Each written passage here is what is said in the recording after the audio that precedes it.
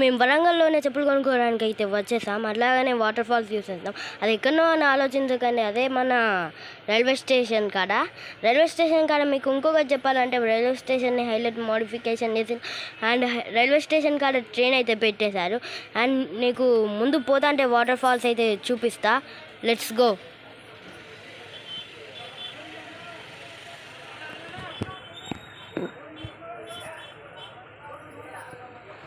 ఈ railway station పక్కనే మనకు బస్ స్టాండ్ అయితే ఉంటుంది.